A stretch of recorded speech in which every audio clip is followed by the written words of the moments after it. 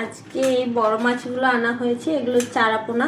এক একটা সাইজ দেখো কত বড়, এই যে পুরো এত বড় বড় দেখো।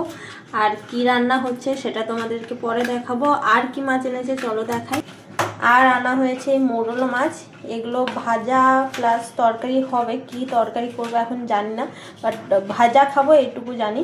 আর এই যে এখানে বাছছি আমি এখন মাছগুলো, আর এই যে এতগুলো বাছা হয়েছে, রান্না করে দেখাবো কি রান্না হলো।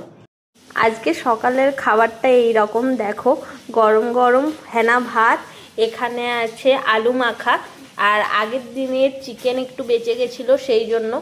আর এই যে আর সঙ্গে আছে মাছ ভাজা, সেটা একটু পরে দেখাচ্ছি। এই যে এখন এটা দিয়ে খাওয়া হচ্ছে, মাছ ভাজাটা হচ্ছে গরম গরম, এনে তোমাদেরকে দেখাবো।